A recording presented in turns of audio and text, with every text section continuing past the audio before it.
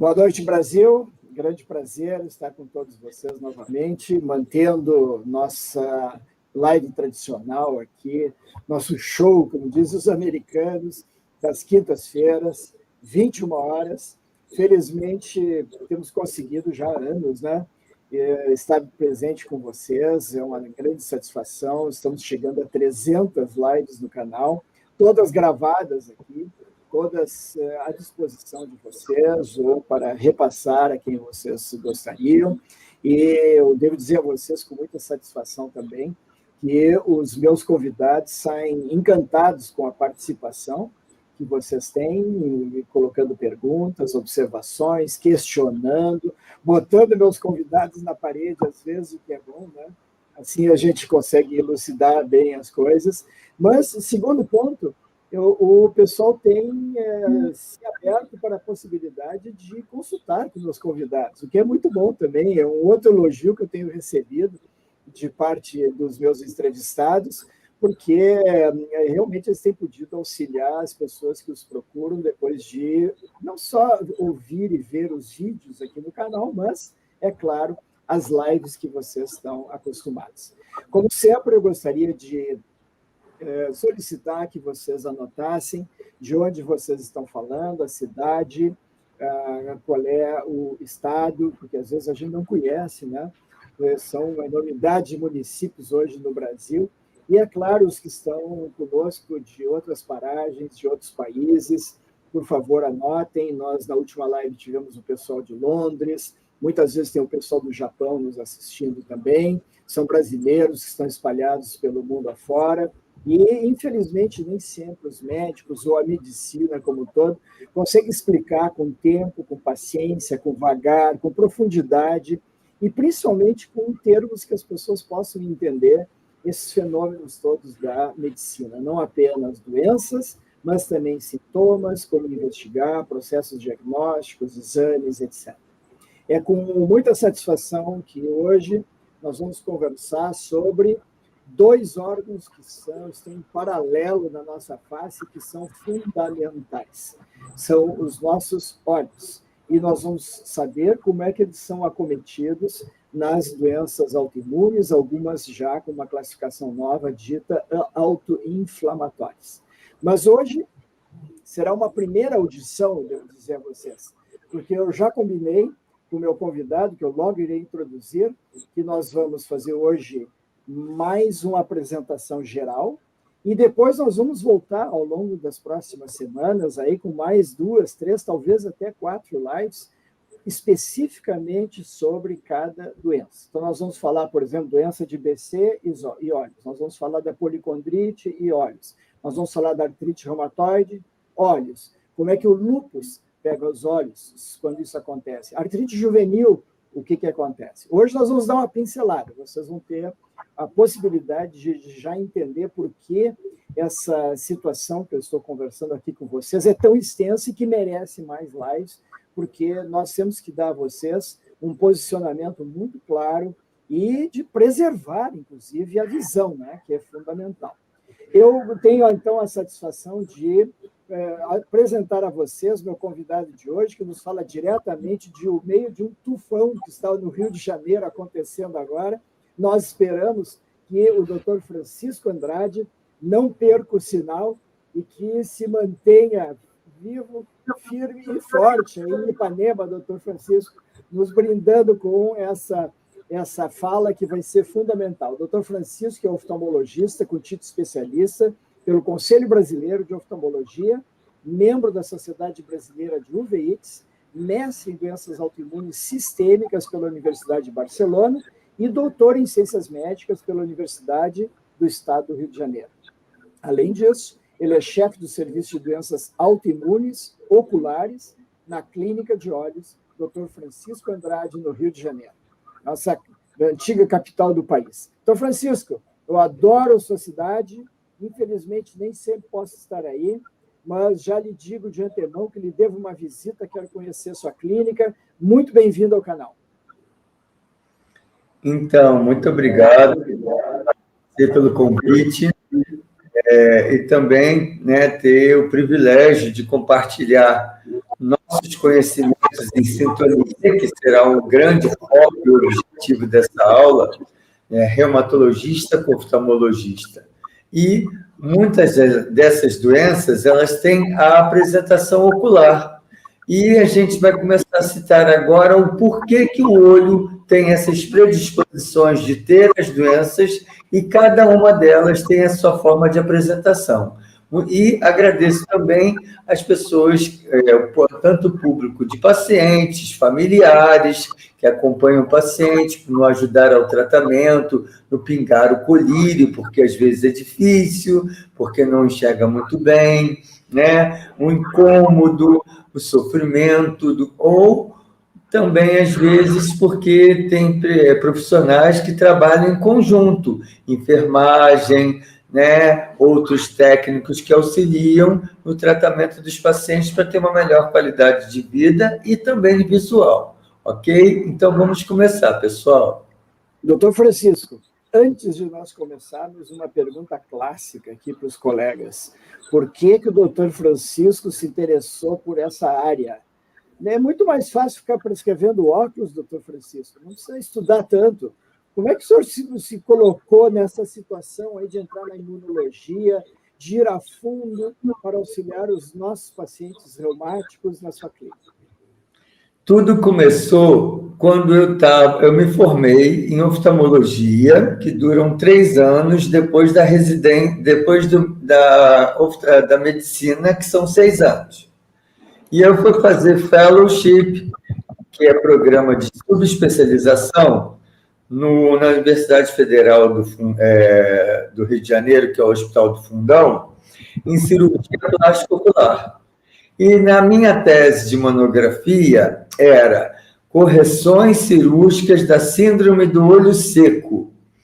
E aí eu tinha que captar pacientes para poder fazer a investigação de separar cada tipo de modelo de síndrome de olho seco. Então, eu ia aos meus amigos que estavam no ambulatório de reumatologia, no ambulatório de dermatologia, no ambulatório de alterações hormonais pela endocrinologia. Então, consequentemente, eu comecei a fazer a propedêutica, os testes para olho seco, e que se enquadravam em olho seco de síndrome de Sjögren, que é síndrome ou doença de Sjögren, o síndrome de Sjögren, falada em português abrasileirado, mas o correto é doença de Sjögren, porque é um sueco. Então, eu acabei captando muito paciente da reumatologia, que tinha também artrite reumatoide, para eu poder diferenciar,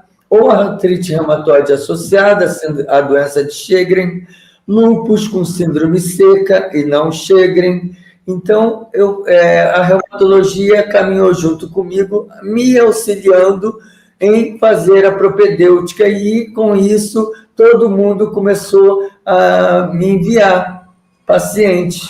E, consequentemente, eu fui me aprofundando, porque eu fui conhecendo os professores do Fundão, da UERJ, da Unirio, da UF, e gradativamente eu fui fazendo artigos científicos, inicialmente de revisão, ajudando em capítulos de livro internacionalmente, que é do professor Cerveira, que foi meu orientador da tese de mestrado na Universidade de Barcelona, onde eu fiz mestrado em doenças autoimunes sistêmicas, e ia vê-los depois na oftalmologia, como a sua manifestação e as modalidades de tratamento.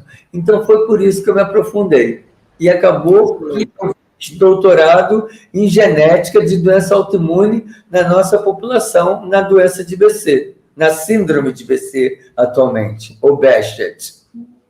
Maravilha. E descrita por um médico turco, né?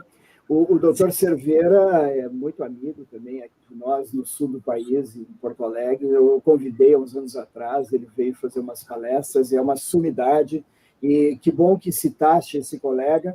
Seria ótimo tê-lo aqui, mas ele só fala espanhol e inglês, né? Então pode complicar um pouco para o pessoal. Vou pensar nessa possibilidade, porque ele é uma pessoa muito prestativa, muito simpática, e com certeza seria ótimo tê-lo aqui. Doutor Fernando, Francisco, desculpe, vamos adiante, então, nos nossos slides, que o senhor gentilmente nos encaminhou. Eu sugeri começarmos pela anatomia do olho para situar o pessoal melhor nos conceitos que virão a seguir. Isso é ótimo. Para entendimento realmente de todos, a gente tem que entender primeiro como é o olho. Então, a anatomia do olho ela é composta de 3 camadas. A externa, que tem aqui a córnea, né, sinalizada na setinha, e a esclera, que é a branquinha, embaixo sinalizada, tá? Ela é a camada fibrótica. Ela é composta de colágeno tipo 1, que é o mesmo colágeno das articulações. Então, o olho tem uma referência com as doenças articulares já desde o início.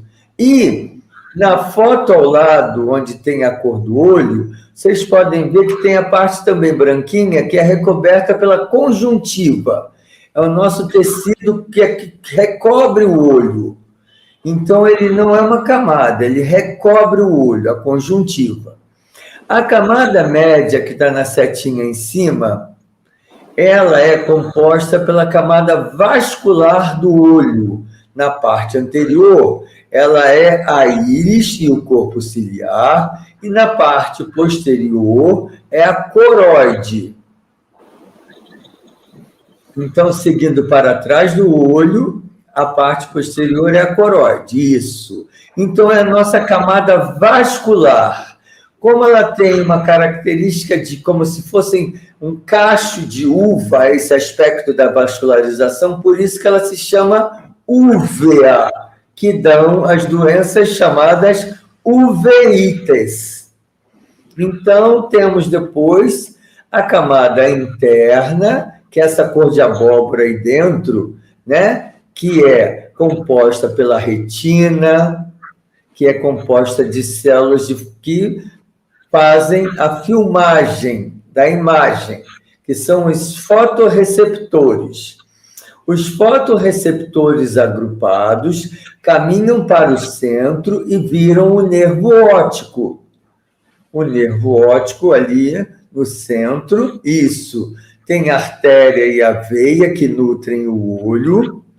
E esse nervo óptico, vamos pensar assim, entender. O olho é uma webcam. O nervo óptico é o cabo do USB. E o cérebro é onde a gente armazena tudo que foi revelado como imagem, que é o nosso HD. Então, tudo que a webcam vê, leva pelo cabo do USB, que é o nervo óptico, e armazena e fica a memória visual. Ok? Então, o desenvolvimento da criança é fundamental para ter uma boa visão, porque ela vai armazenar a imagem no cérebro e vai ter memória cerebral, como a memória auditiva, a memória do paladar, ok? E outras sensações do nosso corpo. Próximo. Perfeito. Deixa eu só, antes de irmos adiante, doutor Francisco, me permita reconhecer aqui o pessoal que está nos assistindo. Nós temos pessoas, deixa eu ver aqui quem anotou direitinho, Três Coroas, no Rio Grande do Sul, Vila Velha, no Espírito Santo, do lado de Vitória, pessoal de Boston, olha aí, Hello América, falta o nome só. O pessoal do grupo da policondrite recidivante, de Niterói, no Rio de Janeiro, Macaé, bastante gente do Rio de Janeiro hoje, mas gente de Brasília também, Maricá, no Rio de Janeiro, região metropolitana de Belo Horizonte, pessoal de Santos, quem mais nós temos aqui? Deixa eu ver. Essa cidade eu nunca ouvi falar, doutor Francisco, Naviraí, no Mato Grosso do Sul. Eu acho que o senhor não ouviu falar também, né? E nós temos o pessoal lá no... um grupo de síndrome de Sjögren. E disseminam. Eu tenho uma paciente e um grupo de pacientes do Rio que tem no Facebook o grupo Síndrome de Sjögren. Perfeito. Eles têm acho que tem mais de 5.000 participantes no Brasil. E eles os pacientes debatem com os médicos de cada especialidade sobre o que é isso, o que é aquilo, né? Que remédio que você usa, você sente isso? Então, pode ser por isso que tenham pessoas de outros lugares. Perfeito, excelente. Não, mas é que, normalmente, doutor Francisco, nós temos gente do Brasil inteiro e de fora também. Inclusive do Canadá, como a Neuziane, que está lá na Prince Edward Island, lá no Canadá. No norte, deve estar muito frio lá, né, Neuziane? Mas, enfim, no Brasil, o verão está correndo à solta, com tempestades tropicais também. Vamos ver quem mais está aqui conosco. Só para reconhecer o pessoal. Dona Maria Júlia, gente, a minha paciente querida. Olha quem está aqui. O pessoal já está fazendo as questões aqui. Pessoal, vamos deixar o doutor Francisco nos apresentar primeiro, depois vocês fazem as perguntas e nós vamos colocar no ar. Não se preocupe. Doutor Francisco, vamos adiante, senão nós não vamos terminar hoje, nós temos muitos slides. Sim, então vamos lá, seguimos. Você sabia que os olhos são protegidos pelo sistema de defesa? Então, nós temos barreiras. A barreira que eu vou colocar, que são primeiro, vou citar como exemplos práticos para o dia a dia. Primeiro, a gente tem o sistema de defesa, que é a polícia. A polícia vai estar captando o germe, o agente externo, para levar e botar dentro do carro da polícia e depois levar para a delegacia. Então, é como passar pela membrana celular, membrana mucosa, todas as membranas que temos também como barreiras, e a gente passa para o carro da polícia, que conduz para a delegacia. E lá a gente prende o bandido. Então, isso daí é o nosso sistema de proteção dos olhos e do corpo. E aí, a gente tem, em conjunto, a favor no olho, são as nossas barreiras. Quais são elas? As barreiras são as membranas, que na parte anterior do olho é a parte branquinha, que é a conjuntiva, e o epitélio da córnea, que está ali na frente também. Então, impede que os germes, corpos estranhos, substâncias químicas que vão fazer alguma inflamação ocular, tá? E dentro do olho, eu vou citar as outras barreiras. Próximo. Então, aqui, ó, lá em cima, a polícia são os leucócitos. A barreira é o quê? A barreira é a nossa mucosa labial, a mucosa nasal, a mucosa ocular, que é a conjuntiva, a mucosa intestinal, a mucosa do pulmão, da vagina, a epiderme, que tem a queratina. Então, isso tudo protege contra. Então, isso aí é uma barreira que o corpo tem para se defender de infecções. Ok? Então, próximo. O que é? Por que a gente... por que as barreiras são afetadas por doenças autoimunes? Quando essas barreiras elas são quebradas, os agentes agressores invadem, produzem anticorpos que são reconhecidos como estranhos, e esses reconhecidos como estranhos, eles produzem anticorpos que agridem o nosso próprio corpo, que são as doenças autoimunes. Próximo.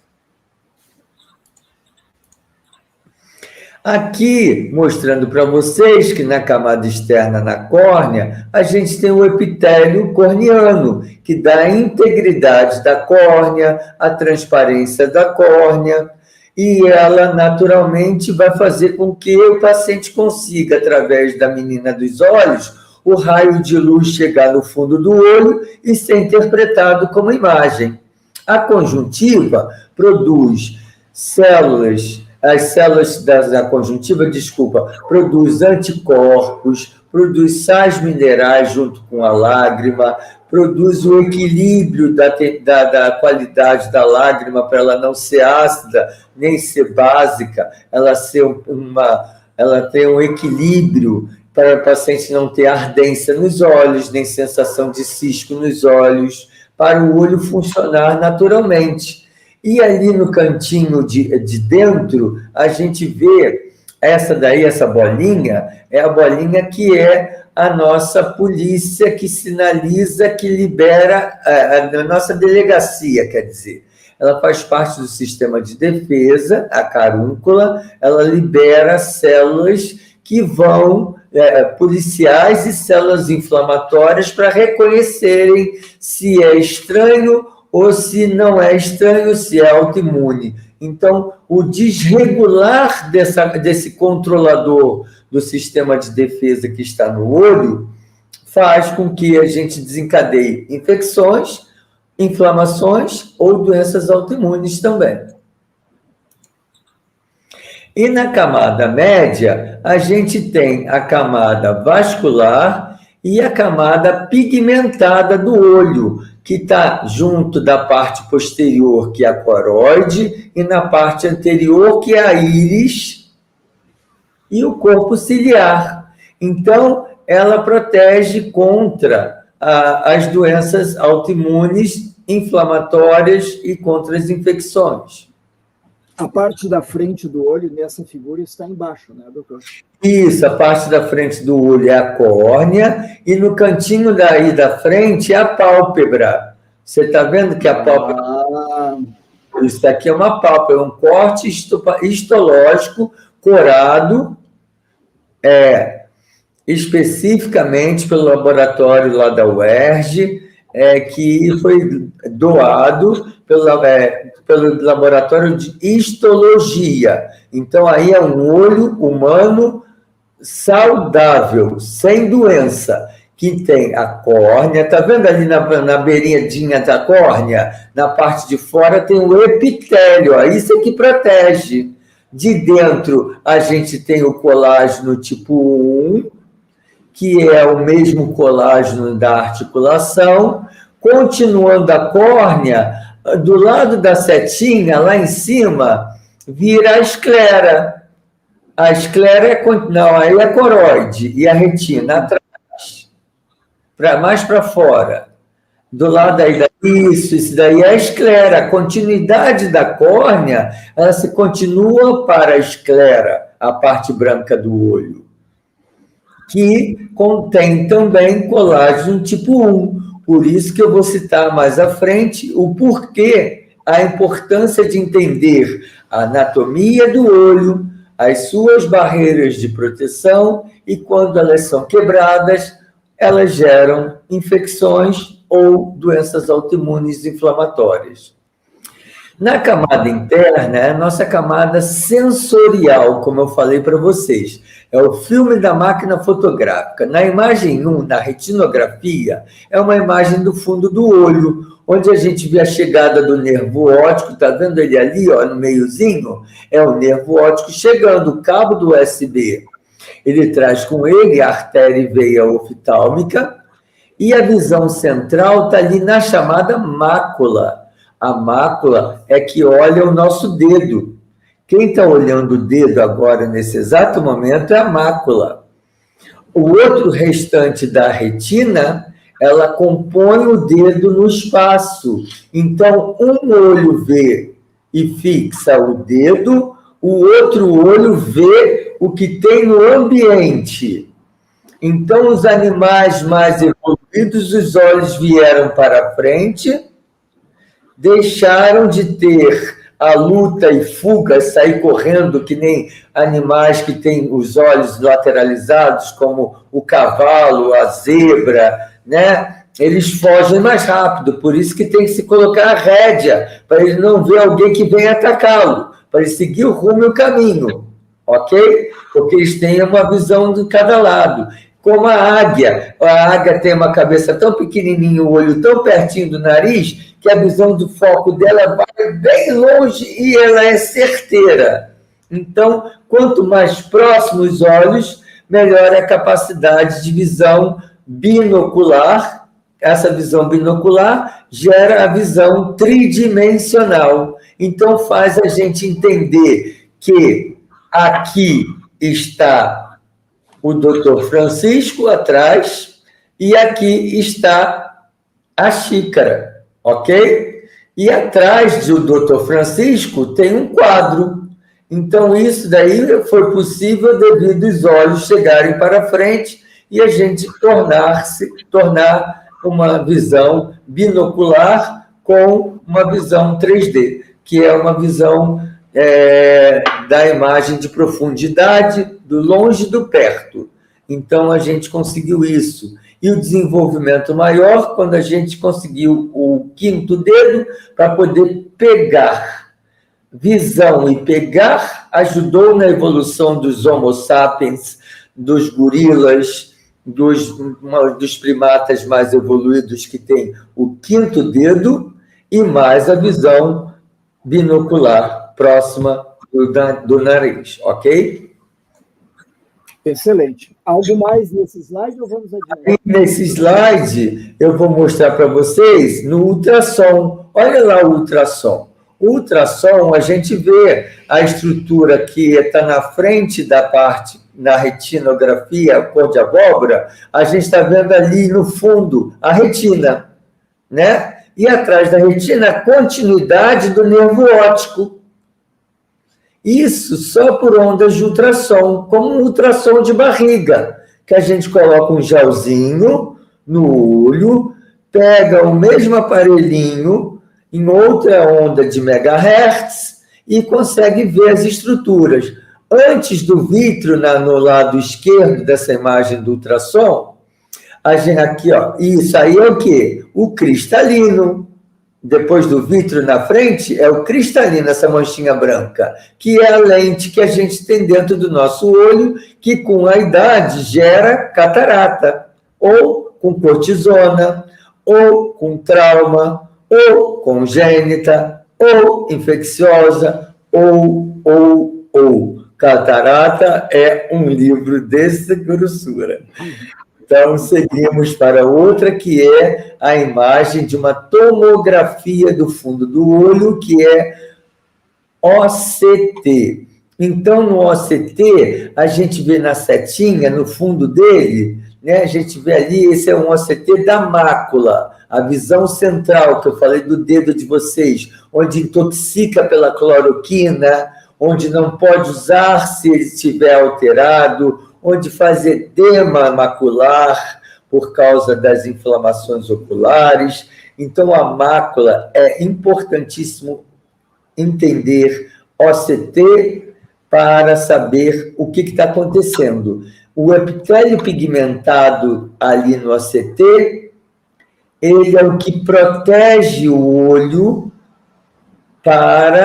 é a nossa barreira retiniana, o epitélio, separa a parte de baixo, que é a coroide, a camada posterior, que é a camada da úvea posterior, rica em vasos, e evita que aqueça o olho, porque a luz são comprimentos de onda de tamanhos diferentes que batem nos fotorreceptores, que são as células que interpretam o vermelho, que tem um tamanho de onda maior, aí vai diminuindo o comprimento de onda e ela vai mudando no prisma de Newton, não é isso? Ela vai desde o vermelho, amarelo, roxo, até o azulzinho.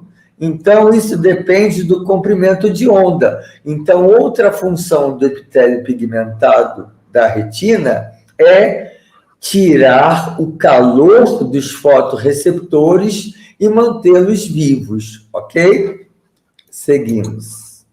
Quer dizer que o calor, ou seja, a temperatura tem que ser ideal para a gente enxergar. E a temperatura tem que ser ideal, porque a célula cone e bastonetes, se vocês já ouviram falar, são células que são receptores de imagem de luz que vem em comprimento de onda, cada uma em tamanhos de nanômetros, que são as medidas delas, e elas têm tamanhos diferentes, mas só que a luz, ela tem calor.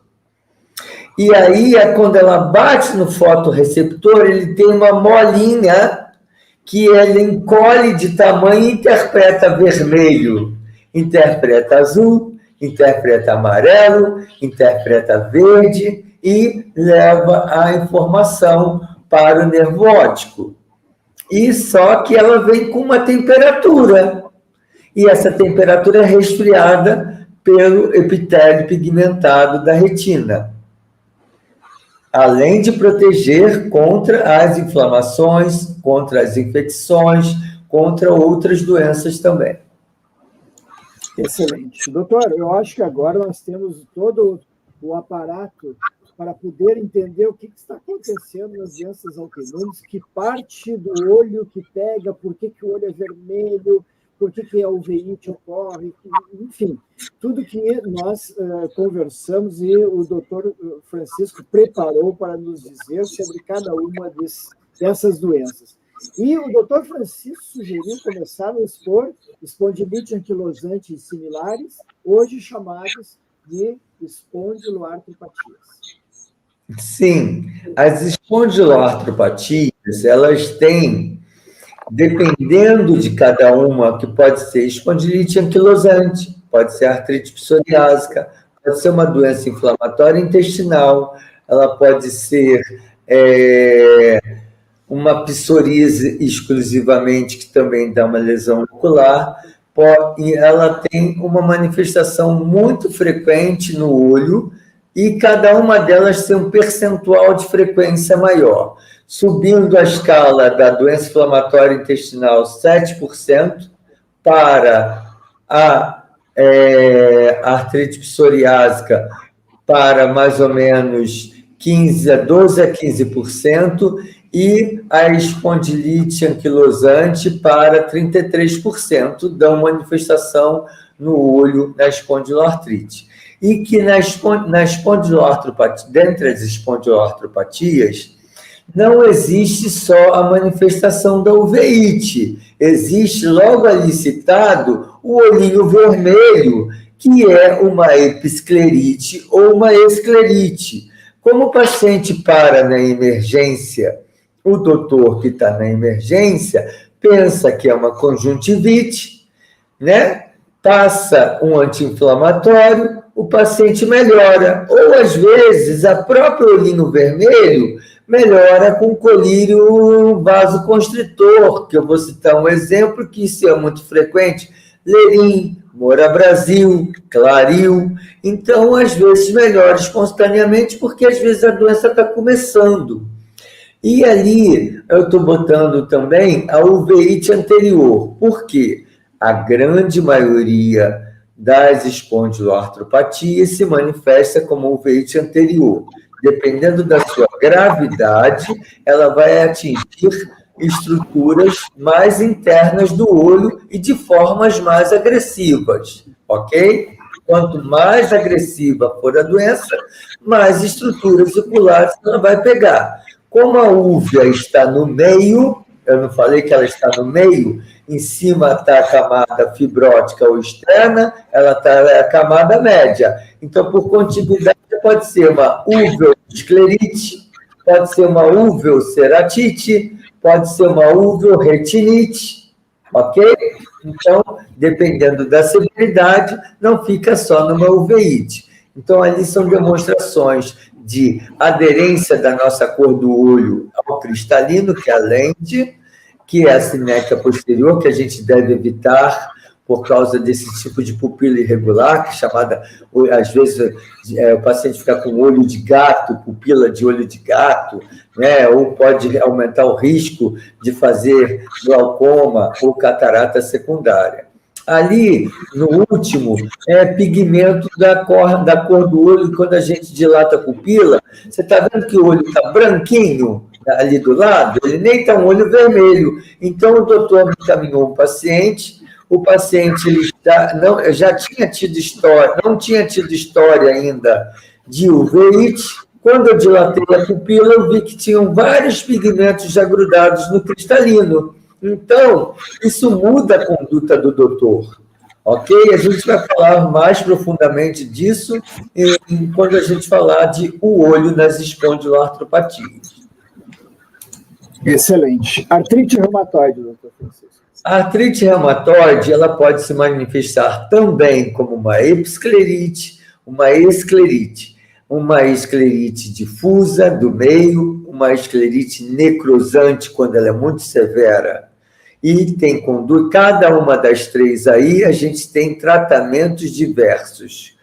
E sempre que você está depois em sintonia com o especialista. A queixa é dor, olho vermelho, ou pode ser também baixa da visão, quando acomete a parte da córnea, que dá ceratite. Ceratite seca, né?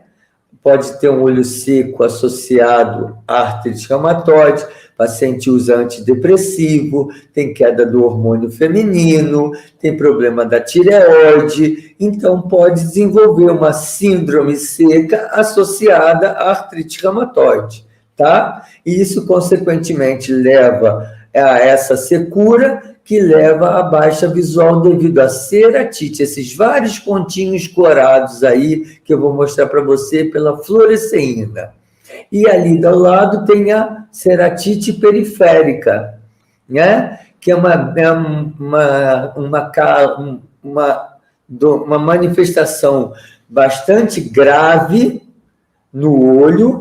A artrite reumatoide já existe no paciente há bastante tempo e ela pode se apresentar dessa forma grave, ok? Então, eu e o doutor reumatologista vamos discutir depois o caso desse paciente que tem lá embaixo a esclerite necrosante e a ceratite periférica, qual o tratamento mais adequado para olho e artrite reumatoide para não dar problema para o paciente e ter o melhor resultado.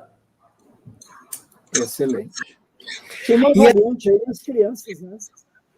E as crianças, gente, a gente não pode deixar passar, porque o que acontece? A artrite idiopática juvenil, a criança ela está em desenvolvimento visual. Não falei para vocês que o olho é uma webcam que precisa estar íntegro para armazenar a imagem no cérebro? Por isso que as escolas pedem para as crianças pequenas irem ao oftalmologista para fazer um exame de rotina. Às vezes é grau, às vezes ela tem uma doença. Nesse caso, o problema da artrite idiopática juvenil é que o olho, muitas das vezes, ele não está vermelho. Olha ali ó, o olho branquinho, ó. E a criança está com uveíte, ó, catarata, ó, já chega em casos avançados de catarata branca, de já ter tido vários episódios de uveíte. Ou, no slide mais à esquerda, a gente tem depósito na córnea de cálcio, que é a ceratite em faixa. Isso também atrapalha a visão da criança. E a criança já teve vários episódios. Muitas das vezes, ela melhora espontaneamente, como eu estou falando ali, ó. Pode melhorar naturalmente, ou às vezes tem um colírio em casa que já tratou de uma conjuntivite e melhorou. Então, ela não é tão agressiva como a da espondiloartropatia, nem como tanto da artrite reumatoide. Então, ficar de olho nessa questão de levar a criança mesmo, principalmente quando ela já tem diagnóstico de artrite idiopática juvenil, ok? Seguimos, porque o desenvolvimento visual vai até 8 anos. Eu preciso tirar essa catarata, eu preciso tirar essa mancha na córnea até 8 anos de idade, senão a visão não desenvolve. É a mesma coisa, precisa de óculos aos 5 anos, tem que usar para desenvolver a imagem, porque senão o cérebro vai armazenar o que o cabo do USB está levando. Levando o quê? Uma interpretação de imagem da nossa webcam errada. Então, como é que eu vou interpretar no futuro colocando óculos aos 12 anos de idade, se a minha memória visual não tem memória visual correta. Então, nunca esqueça, até os 8 anos de idade, em média, é o desenvolvimento cerebral da imagem correta, tá? Então, por isso da importância de levar a criança à escola, de levar a criança logo ao oftalmologista, quando ela já chegou na escola, ou se ela já tem artrite idiopática juvenil ou outra doença que manifeste-se no olho, para a gente prevenir a baixa visual irreversível, que já aconteceu. Doutor Francisco, nós da reumatologia nos socorremos assim quase que diariamente dos oftalmologistas, como o senhor bem sabe. Então, essa é uma parelhinha aí que dá muito certo quando a gente consegue conversar, consegue examinar bem os pacientes com benefícios extremos nessas situações que às vezes são bastante difíceis, né? Nós tenho certeza que o senhor vai voltar a esse assunto mais adiante. Acho que nós podemos falar agora um pouco de Behçet, ou Behçet. Isso. Agora, atualmente, não é chamada mais doença de Behçet. Behçet é porque ele era um turco que tinha... era um dermatologista turco que descobriu as aftas orais, aftas genitais, ou úlceras e lesões cutâneas, que fez com que ele também observasse que também tinham outras manifestações além. Ela é a principal vasculite sistêmica que dá manifestação ocular. Então, atualmente, é chamada de síndrome de Behçet. Ela pode ser e apresentar-se como várias formas. Ela pode ter uma uveíte anterior, ela pode ter uma vasculite do fundo do olho, ela pode no OCT ali embaixo, ali, olha o OCT embaixo, ó, ele não é mais côncavo, ele está cheio de líquido, esse líquido é o edema macular.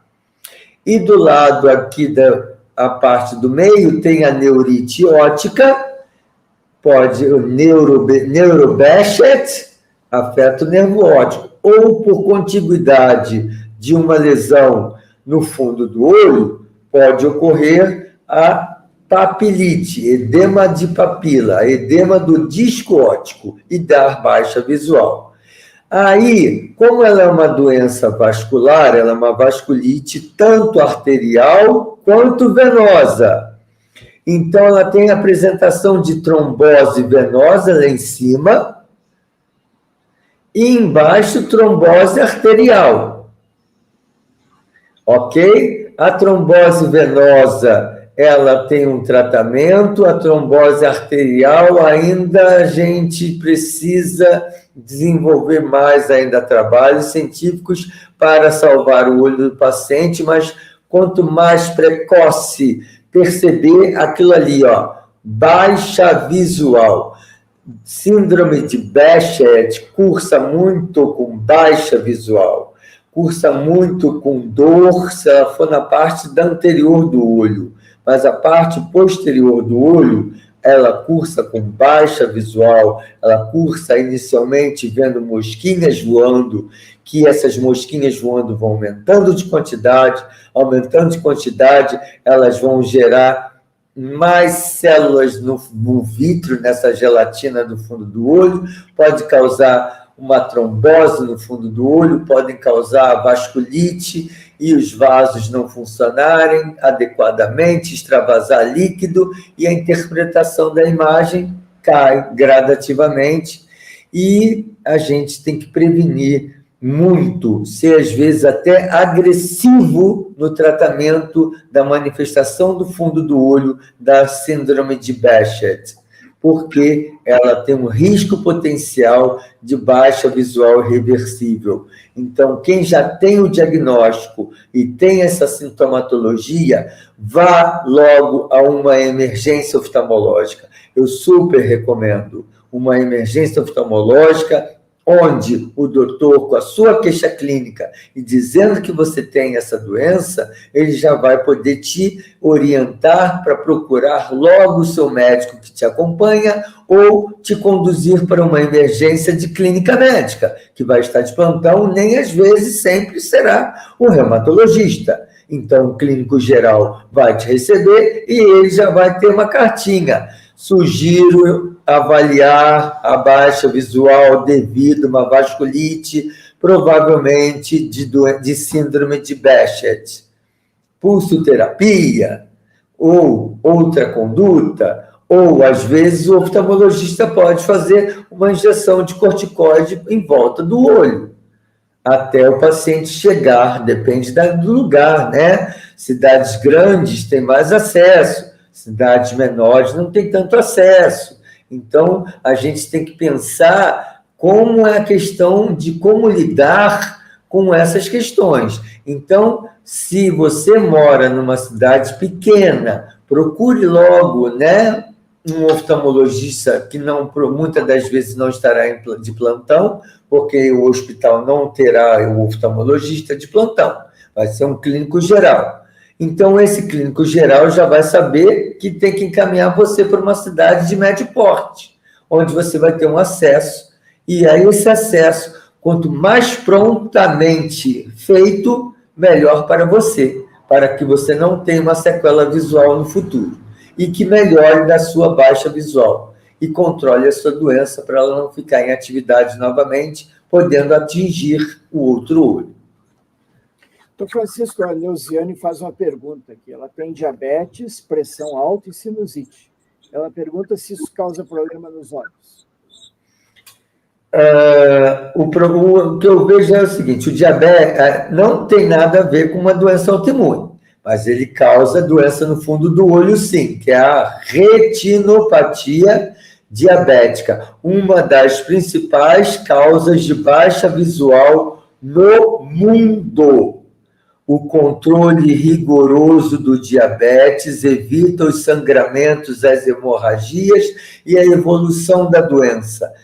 Caminhada, alimento e não só insulina resolvem, tá? O acompanhamento também com o oftalmologista e com o endocrinologista em sintonia ou com o clínico é extremamente importante para a gente evitar a retinopatia diabética. Lógico que ela também tem tratamento com laser, tem tratamento com injeções para tratar, que são injeções para tratar das hemorragias, tem cirurgias para aspirar a hemorragia, que é intensa, e a gente entrar no olho, que eu vou mostrar depois, e coagular os vasos sanguíneos que estão sangrando. Mas o nosso objetivo em oftalmologia de prevenção à saúde, que teve o Dia Mundial do Diabetes Ocular e do diabetes, é a prevenção. Os pacientes têm que ter consciência que meu diabetes não é emocional. A emoção da ansiedade, ela é um fator de risco que gera mais apetite. E quanto mais come, mais come. Que nem alergia. Quanto mais coça, mais coça. Concorda? Então, a hipertensão arterial não é emocional somente. Ela é uma doença que existe. Então, tem que ter o acordo do paciente com ele mesmo, entender que ele tem uma doença crônica, que é tratada, que previne de complicações, e que ele tem que voltar-se para si mesmo, às vezes apoio psicoterápico, apoio da ajuda da família, no controle de que, não, olha, está comendo demais, olha esse docinho, né, macarrãozinho com pão. Então, para o diabetes, é essa dica. E aí tem a questão do glaucoma. Glaucoma é uma outra doença que tem da pressão ocular. Se você pingar seu colírio direitinho e fizer o controle com seu especialista em glaucoma ou com seu oftalmologista, o glaucoma não vai progredir. Eu tenho pacientes de 30 anos com glaucoma que controlaram com colírio. Pode haver trocas de colírio, pode haver momentos de cirurgias para o glaucoma. O que importa é que o paciente acompanhe e siga a risca. Existe um trabalho, né, no Congresso Brasileiro de Oftalmologia da Prevenção à Cegueira, que ganhou um prêmio, porque muitos pacientes têm baixa visual e não enxergam porque as tampinhas do colírio são brancas. E o tamanho da letrinha do colírio, o colírio já é desse tamanho. A letrinha é mínima. Se nós que enxergamos bem já é difícil, então tem um trabalho que temos tampinhas de cor laranja, vermelha, azul, amarela, para colocar em cada colírio, que um é de 12 em 12, outro é uma vez ao dia, um é lubrificante, ok? Legal. E a aluna ganhou um prêmio que ela criou o QR Code, que será colocado no frasco do colírio para passar ali naquele paciente que não enxerga e que precisa usar colírio, lubrificante, antibiótico, ou tem baixa visual e mora sozinho, ou naquele momento não tem ninguém com ele ou com ela. Então, o QR Code vai ler e vai dizer, esse é o colírio tal. Isso daí será um pouquinho, uns anozinhos, isso estará na prática do nosso dia a dia. Mas a importância do glaucoma é o controle da pressão ocular e o acompanhamento com o especialista, glaucomatólogo ou oftalmologista generalista. E a outra pergunta dela qual é? Sobre... Não, acho que era isso. Cobrir isso tudo. Isso, e o glaucoma pode ser secundário ao uveiite também, tá, gente? O glaucoma pode existir por ter tanto episódio de uveíte, o glaucoma também pode ser por causa do uso inadequado do aspirar, do Afrin, ou de qualquer outro vasoconstritor, da rinite, sinusite, do paciente, para a pergunta da sinusite, ele pode gerar glaucoma. Ele pode gerar um aumento da pressão intraocular e gerar um glaucoma por causa disso. Ou colocar remedinho de nariz, que também tem corticóide. O nariz tem a veia nasal, passa pertinho da veia oftálmica, das veias coletoras do sangue, das vias aéreas superiores. Então, tomar cuidado com isso. É melhor colocar água em abundância filtrada, gelada, fazer um enxágue com aspiração, uma vaporização, tirar o excesso da secreção, do que ficar usando aleatoriamente colírios no nariz inadequados. Esses desentupidores de nariz são complicados, né, doutor? O André diz o seguinte... também, né?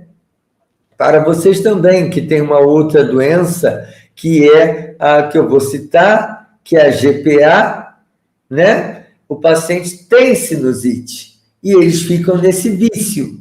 Então, o doutor e eu e o otorrino vão orientar como controlar a doença para que eles não usem aleatoriamente, porque às vezes vende sem prescrição médica na farmácia. Ah, sim, sem dúvida. É fácil comprar Afrin. Tem uma pergunta ali também, que fizeram agora. Aqui, ó. André. Eu estou seguindo a sequência, doutor Fred. Deixa que eu cuido aí das perguntas, não se preocupe. O André diz o seguinte, ele fez uma cirurgia refrativa há 2 meses e depois teve diagnóstico de espondilite pelo doutor Ivani, que já esteve aqui conosco. Tive uma cicatrização difícil, queria saber se posso ter sequelas futuramente. Olha, seguinte, a espondilite não afeta a córnea. Ele fez laser para a correção do grau. A espondilite pode dar síndrome seca. A cicatrização dele pode ter sido inadequada, às vezes, porque ele já tem realmente uma reação inflamatória muito maior, porque ele tem uma doença imunomediada. Então, tem sim colírios que vão te ajudar.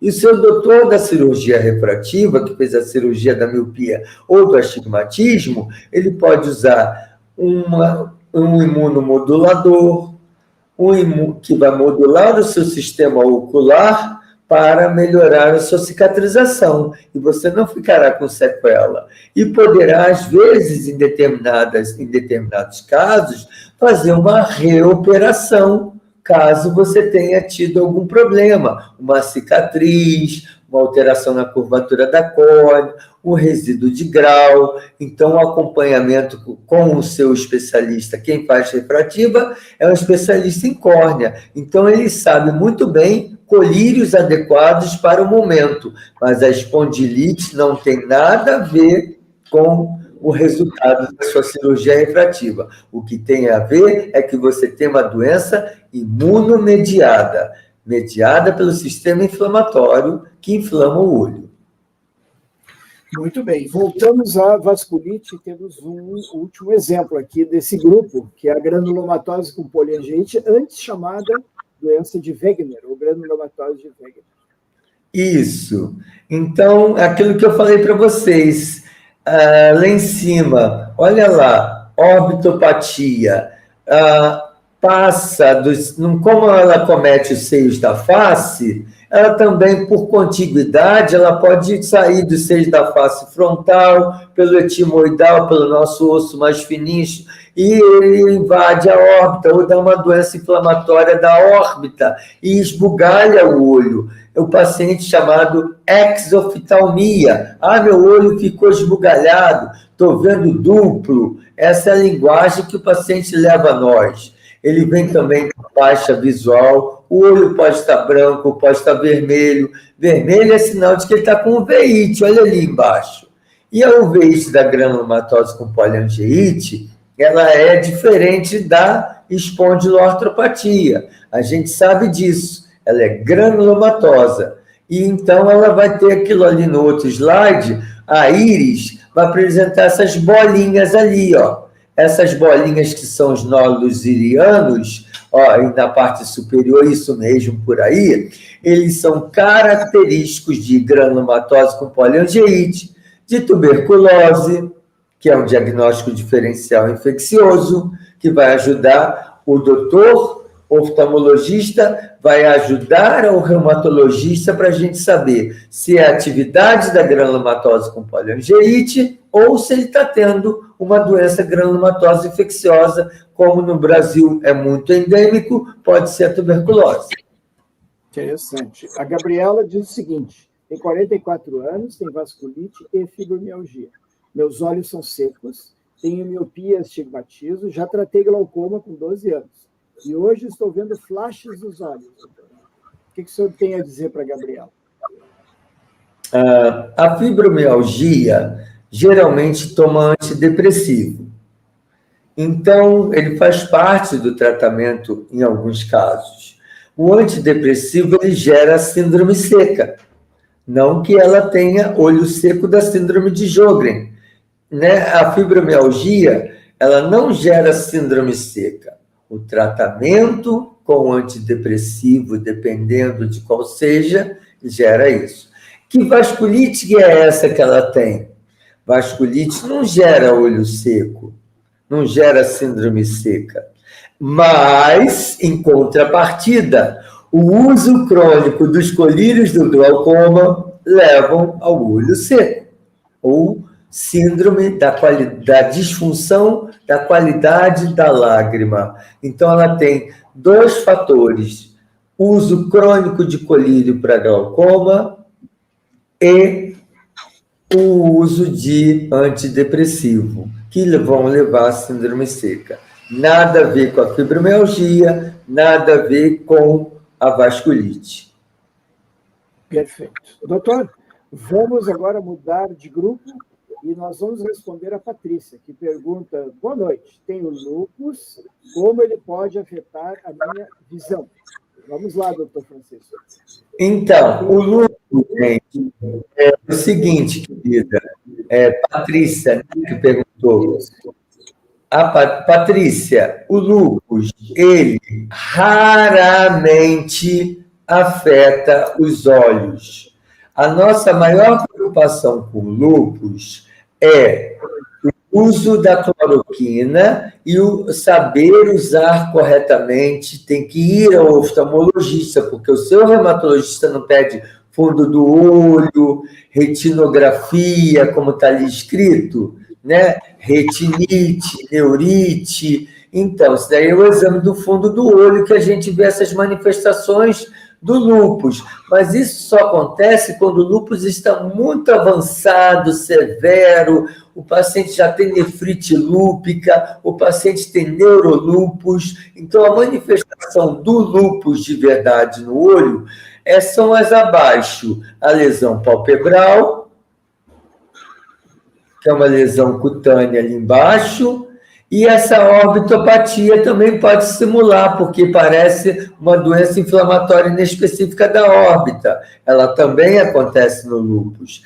E também o lúpus cursa com síndrome seca e dá ceratite, né? Os pontilhadinhos ali corados, e dá uma baixa visual. Então, a baixa visual pode ser tanto por intoxicação da cloroquina, que é acompanhado, mas se o paciente toma hidroxicloroquina, ela foi estudada que ela é muito segura na dose de 400 miligramas por dia, e ela controla a doença muito bem, e raramente a gente tem a manifestação de intoxicação da mácula, que é a maculopatia por cloroquina. Porque no passado, a história da cloroquina e por que tratar doenças autoimunes, imunomediadas, é porque o paciente tinha malária e o remédio para malária era o difosfato de cloroquina, na dose de 1.500, 2.000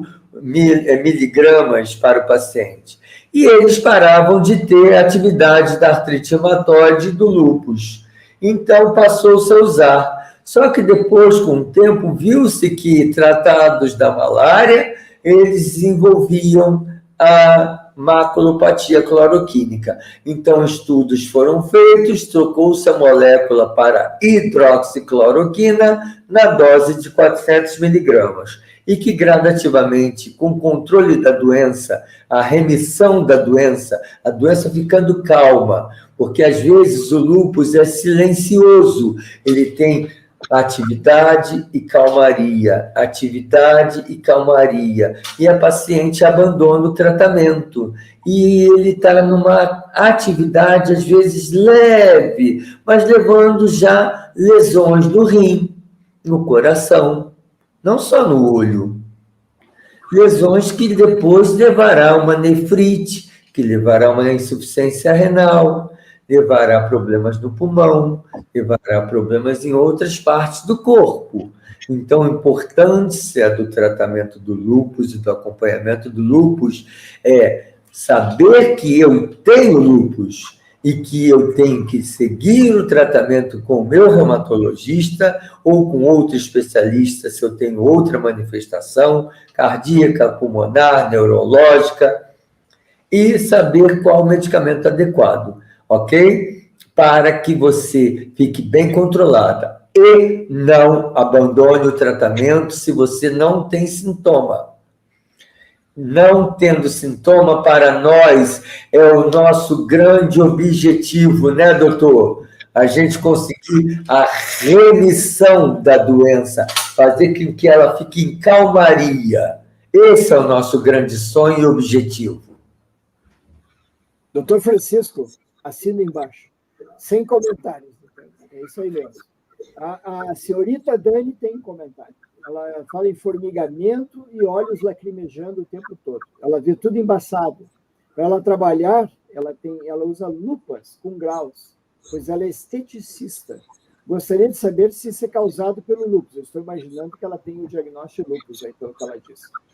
Sim, mas voltando anterior, desculpa, senhorita Dani, eu vou responder a outra que faltou, porque está vendo flashes luminosos. Flashes luminosos, e tem que fazer um mapeamento de retina para ver se você não tem nada no fundo do olho. Que flashes luminosos podem ser alguma alteração no fundo do olho, ou pode ser uma lesão normal, que naturalmente melhorará. Mas tem que fazer mapeamento de retina, dilatar a pupila, fazer uma análise total da retina periférica, da retina central, do nervo óptico, ver se tem alguma coisa acontecendo no olho junto com o flash. E voltando ao caso dessa paciente, da senhorita Dani, qual é a pergunta mesmo? Ah, tá. A questão da lupa é o seguinte: a lupa é necessária para o trabalho dela, mas o lúpus não desencadeia problema visual por causa da lupa.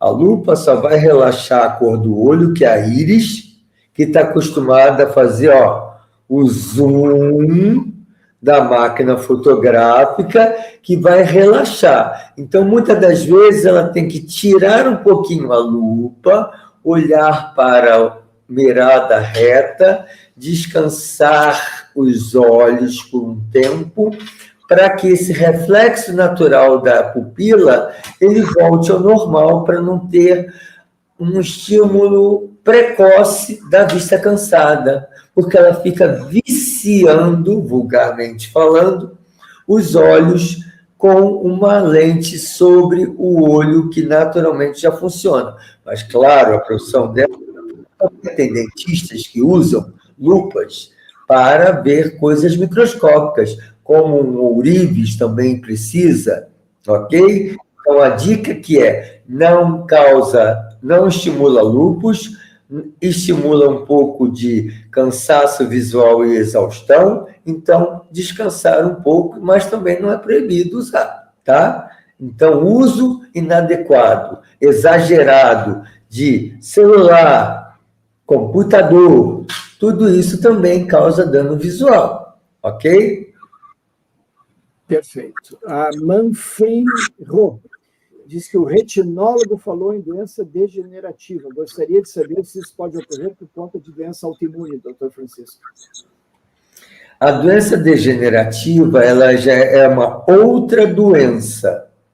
É uma doença que o paciente já tem degeneração macular senil, chamada DMRI, não é autoimune. Parece que tem um fator de predisposição genética, um fator de cigarro, um fator de irradiação solar crônica, falta de uso de óculos escuros se você trabalha no campo, se você trabalha na rua, exposto ao sol, se você trabalha na praia.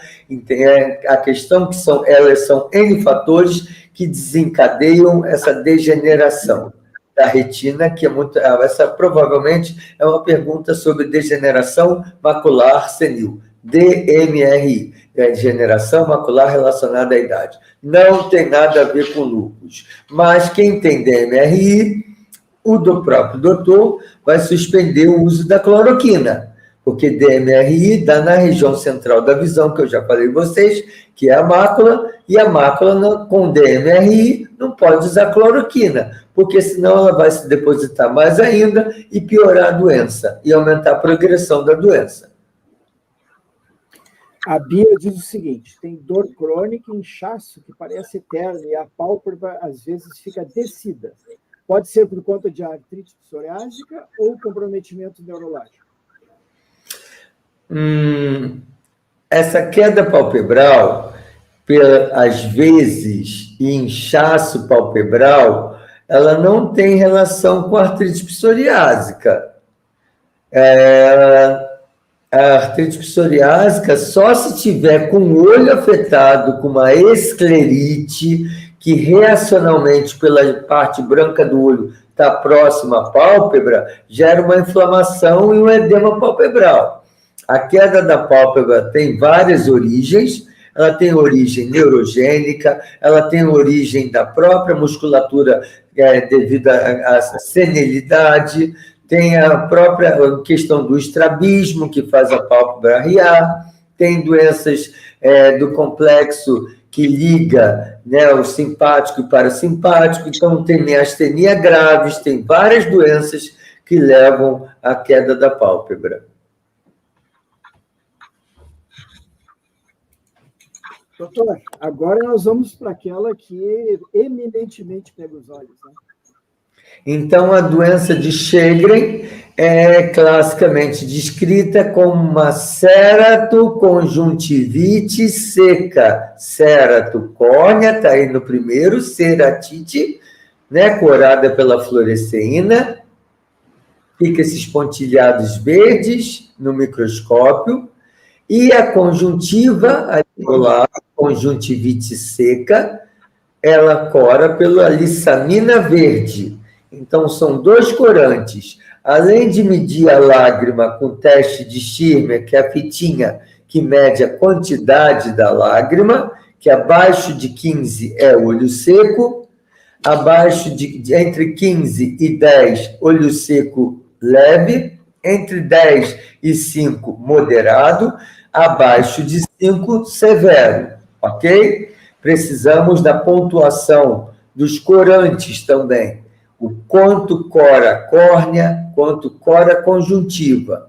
A conjuntiva tem as células que produzem a água e a fração de proteína da lágrima.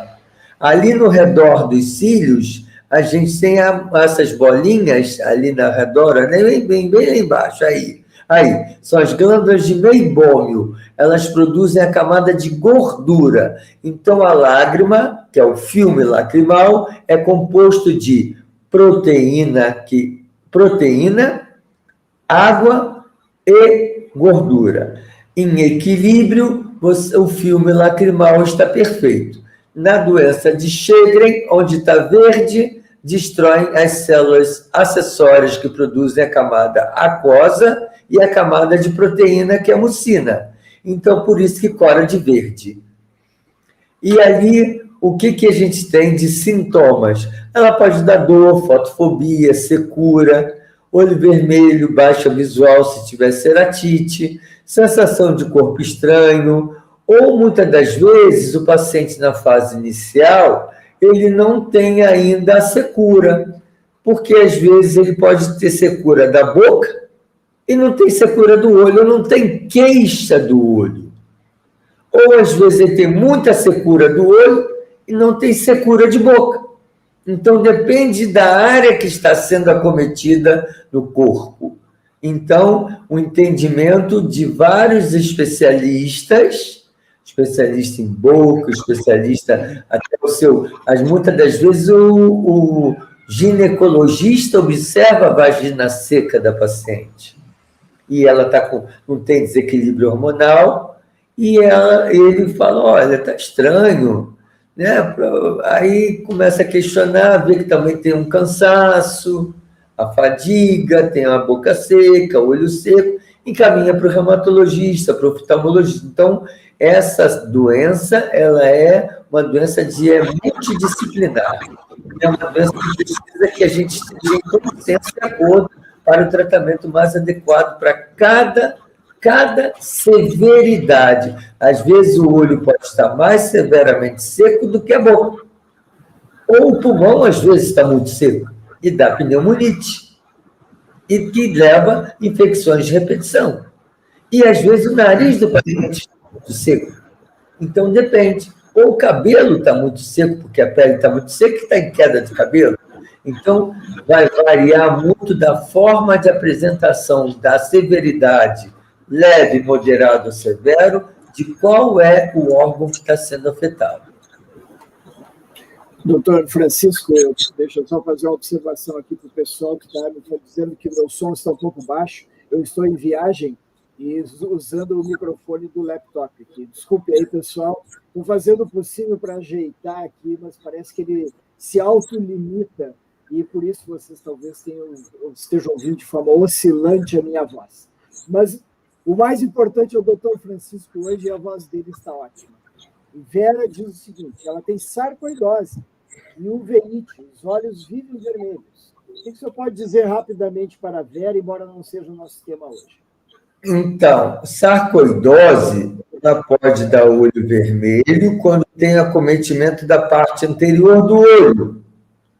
Ou vai ser uma uveíte. E logo, prontamente, você tem que ir ao oftalmologista para ele ver a sarcoidose, ela aparece como ela é granulomatosa, ela vai ter nódulos na íris, ela vai ter a celularidade que vai aparecer no olho, é uma celularidade de uma uveíte granulomatosa. Então, o doutor vai associar se esse olho vermelho é uma uveíte e, sendo uveíte, se é uma uveíte da sarcoidose. Porque, às vezes, o olho vermelho vai ser uma aula para vocês do diagnóstico diferencial do olho vermelho. Ele pode ser conjuntivite, ele pode ser conjuntivite alérgica, conjuntivite química, do produto químico que cai no olho.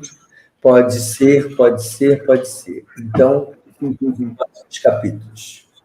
Perfeito. Aguardem que nós vamos falar de novo do Dr. Francisco aqui.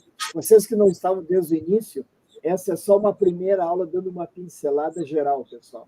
Depois nós vamos tratar cada uma dessas doenças aí, em particular. O Dr. Francisco se ofereceu gentilmente a nos auxiliar aqui no canal, a compreender muito bem, com profundidade, e vocês veem a facilidade que o Dr. Francisco nos explana todas essas doenças que são bastante difíceis, né? Mesmo para médicos. O Dr. Francisco sabe o que eu estou falando. O Anderson diz o seguinte: ele tem retina isquêmica no olho esquerdo. Isso pode ter relação com espondilite anquilosante, doutor? É muito raro estar relacionado lesão isquêmica da retina, só se ele teve uma apresentação muito severa da espondilite anquilosante, que na grande maioria, não. Ela comete uveíte anterior. Ela não é uma doença vascular da retina. Ele pode ter tido essa vasculite por uma trombose, ou por uso de algum anticoagulante, por uso de algum vasodilatador, que leva a uma oclusão, ou uma outra doença associada, como ter obstrução das carótidas por colesterol. Pode ter uma alteração cardíaca com prolapso de válvula mitral, que leva a trombose, né, o agrupamento de plaquetas que se agrupam e grudam no fundo do olho e gera uma trombose retiniana. Isso são outras origens, não da espondilite anquilosante na grande maioria dos casos. A minha pergunta se quem tem tireoidite de Hashimoto pode ter problema visual sério. Não. Pode ter a apresentação de síndrome seca da tireoidite de Hashimoto. Ou, raramente, eu nunca vi, tá? Mas na doença, na forma chamada doença de Graves, né? Que tem o distúrbio da glândula da tireoide, o olho vem para fora, faz a exoftalmopatia distireoidiana. Mas tireoidite de Hashimoto, no máximo, vai cursar com uma síndrome seca. Orbitopatia é mais raro. Cisi diz o seguinte: tem lúpus, artrite e psoríase. Um dos remédios que toma é o Reuquinol, ou seja, a hidroxicloroquina. Estou tendo muita sensibilidade à luz no olho esquerdo. Aparecem moscas e flashes de várias cores. O que ela deve fazer, doutor? Então, o remédio é correto para lúpus. Para artrite, que artrite é essa? Artrite psoriásica? Psoríase, que tipo de psoríase? Psoríase tem que ter um diagnóstico em conjunto com o dermatologista, esse lúpus e essa artrite, saber qual é, se ela é uma artrite psoriásica, porque o Reuquinol não vai tratar da artrite psoriásica, né, doutor? Ele vai tratar do lúpus. E essa sua queixa, CISI, sensibilidade à luz, em um olho só, em mosquinha voando, pode ser uma outra coisa, que não seja uma intoxicação. A intoxicação pelo Reuquinol é rara, como eu disse, e ela vai dar baixa visual, seria a sua queixa. Então, eu sugiro um mapeamento de retina para avaliar melhor o que está acontecendo, uma ultrassonografia ocular, pois a gelatina que tem no fundo do olho, que é o vítreo, pode se descolar do fundo do olho naturalmente e soltar células que ficam nadando para lá e para cá, chamado moscas volantes, que acompanham de flash luminoso. Ou pode ser outra coisa. Então, investigar, dilatando a pupila, fazendo um mapeamento de retina e um ultrassom. E a consulta oftalmológica, contando sua história clínica, é importantíssimo. Mas abra uma forma de pensar mais sobre a questão dessa psoríase e dessa artrite. Será que ela não é uma artrite psoriásica e precisa de um tratamento mais específico? Reuquinol não trata, nem pomadinha, né? Fototerapia até pode tratar para formas leves, a pomadinha de corticoide pode até tratar, mas a doença vai evoluindo. Então, é melhor procurar um especialista, que é um reumatologista e um dermatologista, para trabalhar em conjunto, para ver o seu tratamento mais adequado, pois ela pode progredir. O Márcio disse que tem blefarite. Tem a ver com blefarite, com doença autoimune? O que é blefarite, doutor? Blefarite é aquela que eu mostrei que tem na síndrome da ceratoconjuntivite, na borda dos cílios, a gente tem a glândula que produz a camada de gordura da lágrima. Bléfaro, pálpebra. Ite, inflamação. Blefarite, inflamação da pálpebra devido à produção inadequada de um tipo de colesterol ruim, geralmente associado a paciente que tem alteração de colesterol, triglicerídeos, ou tem dermatite seborreica, ou tem rosácea, eles podem ter blefarite seborreica. Não tem nada a ver com doença autoimune. Ela, às vezes, está associada, mas ela também pode estar sendo causada, a blefarite seborreica, a dermatite seborreica, a foliculite, ela pode estar sendo causada por causa do corticoide sistêmico que está usando. Então, tem que ter uma consulta com o oftalmologista e, se tiver alteração da camada só lipídica e nada na pele, ele tem só uma blefarite seborreica que vai ser tratado especificamente de acordo com a sua forma de apresentação, que são várias formas de tratamento. Doutor, o senhor falou no corticoide e a Glese diz o seguinte: tem lúpus e muita dor no olho. O senhor acabou de nos dar uma aula sobre lúpus, dizendo que é raro o acometimento dos olhos. Mas, se ela está com dor, ela pode estar usando corticoide, pode estar com glaucoma, por exemplo? Pode aumentar a pressão intraocular, mas do glaucoma, do corticoide, glaucoma cortisônico, só se a pressão, para a gente ter dor ocular, o glaucoma é silencioso, na grande maioria. O paciente tem pressão de, às vezes, o normal é até 20, ele pode ter 25 e não ter dor. Então, ele é silencioso, às vezes. E aí pode ter dor quando sobe para 30, 32, 35. Então, aí já é um glaucoma agudo e que o paciente já recorre à emergência oftalmológica com muita dor, vômito e que tem que tratar de imediato. O glaucoma cortisônico, ele só vai aumentando a pressão lentamente e levando à lesão do nervo óptico. Então, acompanhamento oftalmologista e reumatologista, porque não só o glaucoma, como a catarata secundária. A Miriam diz que a Nora tem degeneração de Saltzman, o que foi bem difícil de diagnosticar. Está enxergando cada vez menos. Algo a ver com a nossa aula de hoje, doutor? A degeneração, ela tem que ser encaminhada para um especialista que trata da degeneração, que muitas das vezes vai necessitar de um procedimento cirúrgico por um especialista em oftalmologia que vai ver e saber em que grau que ela se encontra, né? Se ela tem alguma forma de tratamento. Depende da severidade que se apresenta e que nós temos um leque de opções de tratamento dessa degeneração, como de outras também. Então, ela tem que procurar um especialista, não só o generalista. O Gabriel tem uma filha de 8 anos. Ela vê bolinhas transparentes em vários objetos da mesma cor. Isso ocorre do nada. Já falaram que não devemos nos preocupar, que isso passa. Mas já tem mais de um ano. O que ele deve fazer, doutor?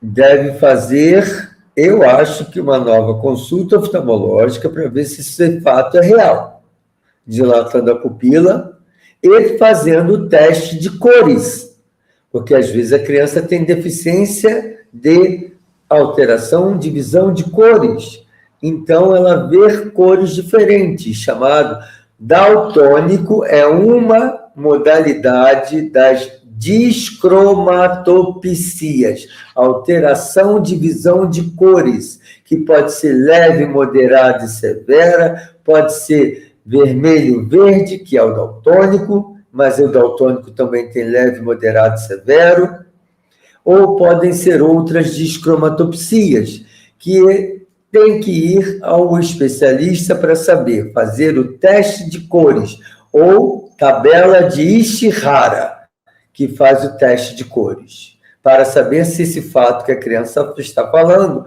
relatando, é real, se ela realmente tem esse problema. A Regina pergunta sobre ceratopatia bolhosa, se tem cura. A ceratopatia bolhosa tem cura, dependendo do estágio que ela se encontra, do tempo de evolução dessa ceratopatia bolhosa. Nem todas têm cura. Pode, em últimos casos, fazer o transplante de córnea total, pode-se fazer o transplante da parte de dentro da córnea, depende do estado geral dessa córnea. Então, se ela está muito vascularizada, se ela já tem problema de... já teve ulcerações, né? Se ela é muito irregular, depende muito da como está a córnea dessa paciente nesse momento. Então, o especialista em córnea que vai avaliar para julgar como lidar com isso. Existem colírios que acalmam a ceratopatia bolhosa. Bolhosa estoura muita... a córnea perde a transparência porque ela recebe muita água dentro dela e essa água vai sair pela parte superficial da córnea, que é o epitélio, criam bolhas que estouram e dá muita dor. Então, existem colírios hiperosmóticos que sugam, existem lentes de proteção, até o paciente conseguir um transplante de córnea ou outra modalidade de tratamento. Ou, se não tem nenhuma modalidade de tratamento, se não tem indicação, pelo menos acalmar a sintomatologia do paciente, para ele parar de sentir dor, porque dói muito. A baixa visual já existe, mas o problema maior são as dores recorrentes e lancinantes. A Lourdes pergunta sobre ceratocone, mas nós não vamos tocar nesse assunto, porque é outro capítulo, nada a ver com doença autoimune, até onde eu saiba. E quem sabe, doutor Francisco, é um bom tema para uma live futura também sobre isso. O pessoal da policondrite recidivante, sede em Niterói, aí seus vizinhos, a senhora Sulane está sempre presente aqui, pergunta sobre paralisia muscular extraocular, já relatada em policondrite recidivante, se poderias comentar algo a respeito. O paciente teve policondrite recidivante com paralisia do músculo extraocular? Algum relato de caso? É isso que ela está dizendo. Então, a grande maioria das apresentações são esclerites. A esclera tem a inserção dos músculos. Os músculos que mexem os olhos se inserem na esclera. E se ele teve uma esclerite severa na área da inserção do tendão dos músculos que mexem os olhos, ele pode ter uma paralisia, sim, ou uma paresia, dependendo da gravidade, porque a policondrite recidivante acomete a esclera, acomete a córnea. Doutor, vamos adiante nos nossos slides, porque nós estamos em cima da nossa hora já. Então, vamos lá. Sinais e sintomas nos olhos. Temos que diferenciar entre dois. O olho vermelho, que vai ser uma aula, e a outra é o olho branco. O olho vermelho é aquele ali de baixo, né, que tem dor, secura, tem toda uma queixa de sintomas. E ele pode ser várias coisas. Ele pode ser tanto a uveíte que o doutor espera, a episclerite que o doutor espera no mundo das autoimunes, como pode ser também de origem viral, bacteriana, química, alérgica. Então, tem vários diagnósticos diferenciais entre doenças autoimunes, doenças próprias do olho e doenças infecciosas que causam essa alteração química, traumática, ok? E o olho branco. O olho branco está calminho o olho, mas só que o paciente não está enxergando. Por quê? Porque o acometimento é da parte mais profunda do olho. É a parte do nervo da visão, é a parte da retina. Então, o paciente vai ter queixa do que elas estão falando, de mosquinhas voando que vão evoluindo até da baixa visual. Isso daí, sim. O importante salientar é moscas volantes presentes, mas que não aumentam em quantidade, que já tem 3 anos de existência, já foi a vários oftalmologistas, já fez ultrassom, já viu que aquilo ali é chamado de descolamento do vítreo, que é natural, ele libera células que se condensam em condensações vítreas e vem moscas. A mosca volante nos apavora quando elas aumentam em quantidade, quando elas acompanham de baixa visual, tá? Então, alertar para isso. Próximo.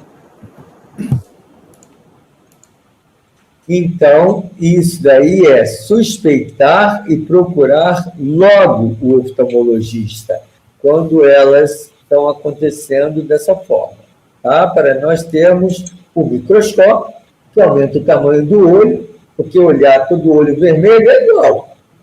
Mas no microscópio, que aumenta 10, 15, 20 vezes, a gente vê e consegue fazer o diagnóstico diferencial junto com a história clínica. E quando consultar o oftalmologista, quando devo consultar o oftalmologista por doença reumatológica? Existem esses 3 tipos: a doença ativa com o olho sem sintoma, tá? A doença do corpo está ativa. Aí o doutor pede uma avaliação se ela teve uma manifestação no olho prévia. O olho está calmo. Não, doutor, nunca manifestou no olho. A conduta do doutor reumatologista vai ser outra, porque ele vai tratar da doença do corpo e não do olho com o corpo. Como é a doença sem atividade com o olho sintomático. O olho está em atividade e no corpo não está. Ou a doença do corpo está tratada e o olho entrou em atividade. Às vezes, essa atividade pode ser por outra doença, que não seja de origem autoimune, ela pode ser infecciosa, ou pode ser uma doença própria do olho, ou pode ser uma atividade da doença no olho, uma uveíte, uma esclerite, uma neurite, que tem que alertar, né, que o oftalmologista tem que passar logo para o reumatologista que a doença está ativa no olho. E a gente, em conjunto, vai pensar o que fazer.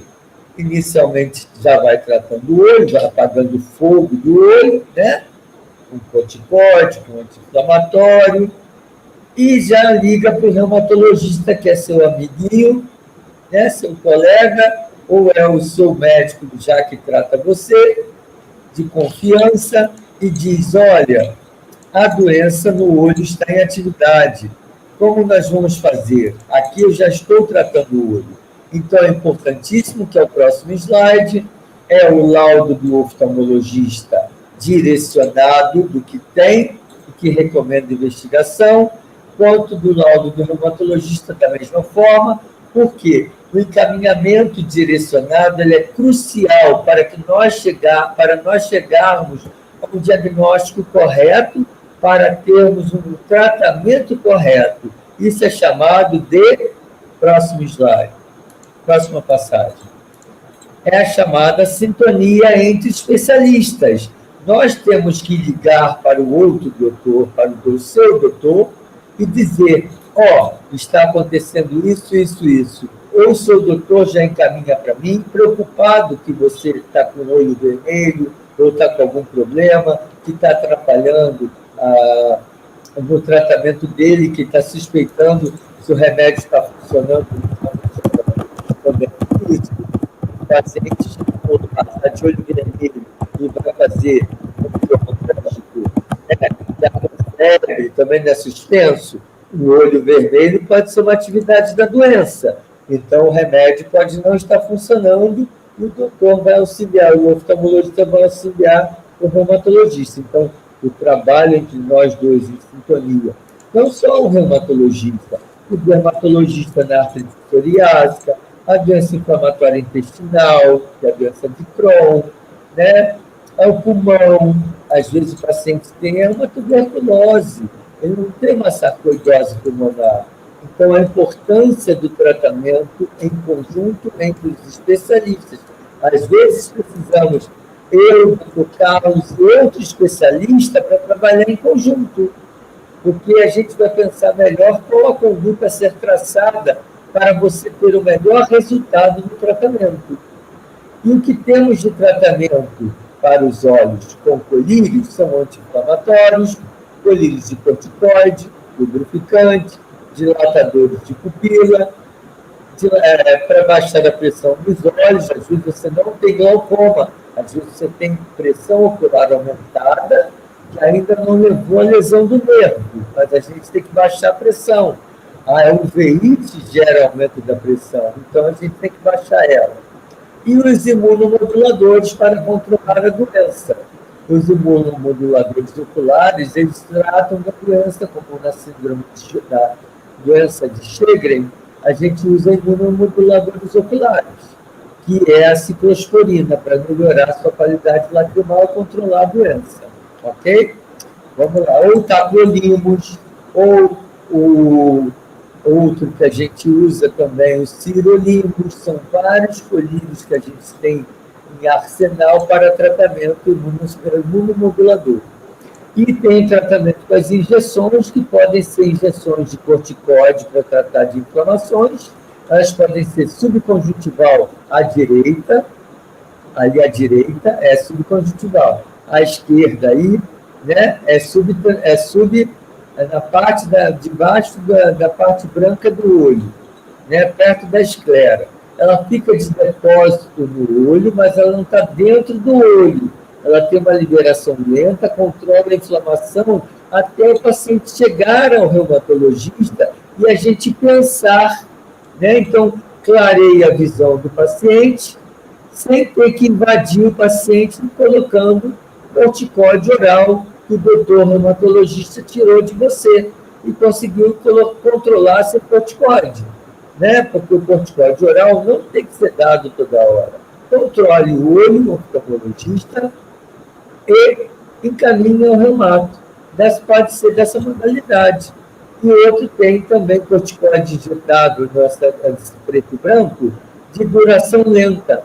Você tem um edema no fundo do olho, né? Você tem uma vasculite severa no fundo do olho, você pode injetar esse, que fica de liberação lenta, porque o edema no nervo óptico, o edema na mácula, ele faz com que ocorra morte celular programada. Então, essa liberação lenta de corticoide evita também fazer corticoide oral. E na outra ali, colorida, são os anti-VEGFs, ou também corticoides que são injetados dentro do olho.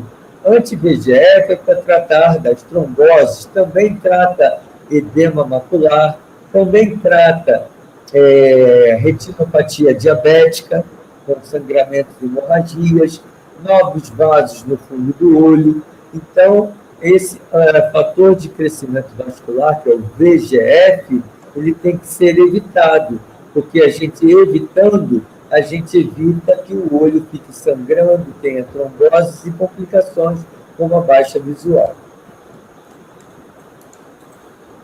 E aí, dos tratamentos cirúrgicos, a gente precisa primeiro acalmar o paciente, a doença sistêmica e o olho, para depois tratar das complicações que ele está tendo. que é uma catarata, tirando ali a lente e colocando uma lente intraocular, aí a catarata, aqui a lente intraocular que substitui, mas o paciente tem que estar com a doença calma. Então, é importante vocês saberem que vocês têm que nos ajudar.